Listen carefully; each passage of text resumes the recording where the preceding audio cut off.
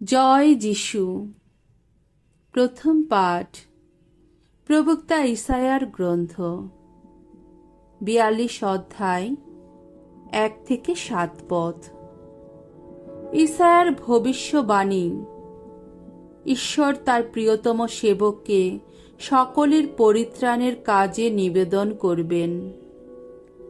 প্রভু ঈশ্বর এই কথা বলেছেন, এই দেখো আমার সেবক, যাকে সযত্নে ধরেই আছি আমি, এ আমার মনোনীত জন, আমার প্রাণের প্রীতিভাজন।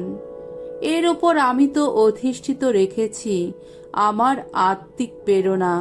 এ তো জাতি বিজাতির সবার কাছে ন্যায় নীতির আদর্শ প্রকাশ করবে।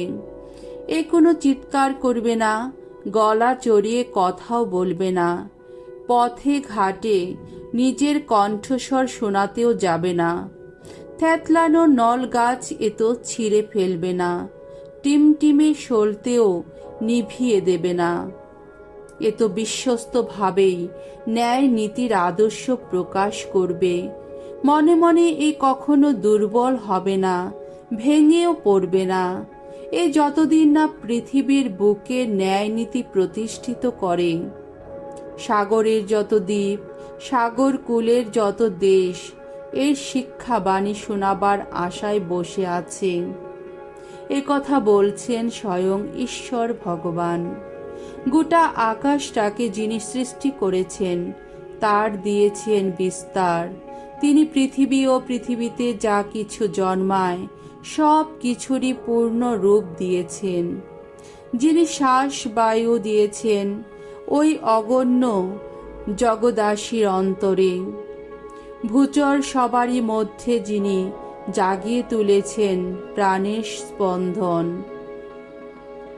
বলছেন ভগবান, আমি ভগবান ধর্মময় আহ্বান জানিয়েছি তোমায়। তারপর আমি তোমার হাত ধরেই রেখেছি, গড়েই তুলেছি তোমায়। তোমাকে করে তুলেছি ওই অগণ্য মানুষের সঙ্গে আমার এক সন্ধির বন্ধন।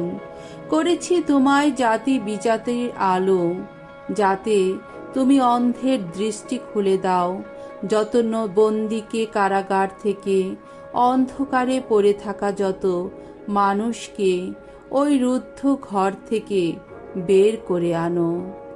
প্রভুর বাণী। ঈশ্বরকে ধন্যবাদ। শাম সঙ্গীত ২৭ অধ্যায় ১ থেকে ৩ পদ, ১৩ থেকে ১৪ পদ। ধো, ভগবান আমার জ্যোতি, আমার পরিত্রাণ। ভগবান আমার জ্যোতি, আমার পরিত্রাণ, কার ভয়ে হব ভীত? ভগবান আমার জীবনের রক্ষা প্রাচীর, কার ত্রাসে হব ত্রস্ত? দুর্জনেরা আমার দিকে যখন এগিয়ে আসে, আমাকে গ্রাস করবে বলেই যখন এগিয়ে আসে, তখন তারাই আমার প্রতিপক্ষ, ওই শত্রুরাই পথে বাধা পায়, ভুলণ্ঠিত হয়। আমার সামনে দাঁড়ায় যদি সজ্জিত সেনাদল, আমার হৃদয় তবুও হবে না ভীত। আমার বিরুদ্ধে যুদ্ধ যদি বাধে, তবুও থাকব বিশ্বাসে অবিচল। ভগবান আহা কত মঙ্গলময়, জানি জানি, তা তো এই জীবিতদের দেশে দেখতেই পাবো আমি।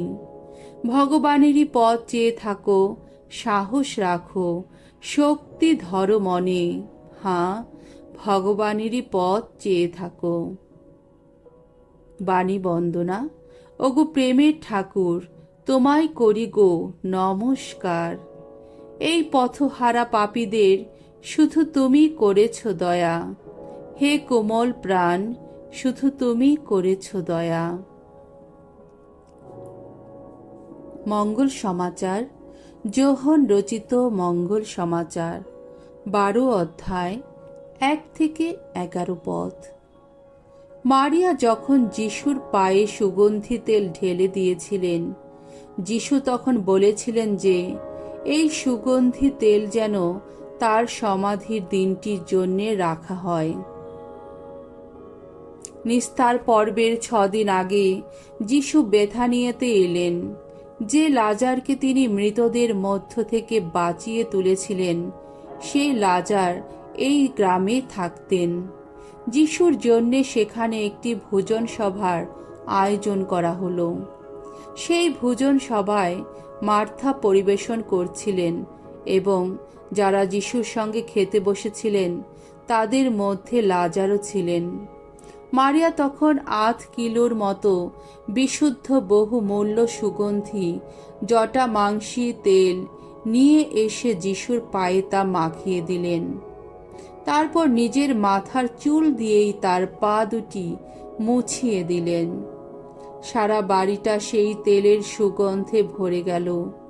তখন শিষ্যদের অন্যতম সেই জুদা ইস্কারিওত, যিনি পরে যিশুকে শত্রুর হাতে তুলে দিয়েছিলেন, তিনি বলে উঠলেন, এই সুগন্ধি তেল বরং 300 রূপোর টাকায় বিক্রি করে দিয়ে টাকাটা গরিবদেরই দেওয়া হলো না কেন? জুদা যে গরিবদের জন্য ভেবেই এই কথা বলেছিলেন তা নয়। আসলে তিনি ছিলেন চোর। টাকার থলিটা তার কাছেই থাকতো, আর তার মধ্যে যা রাখা হতো তিনি তা লুকিয়ে নিয়ে নিতেন।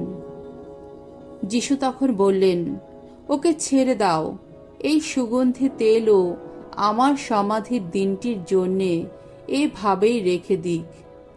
গরিব লোকদের তোমরা তো সব সময়ই কাছে পাচ্ছ, কিন্তু আমাকে তো সব সময় কাছে পাবে না।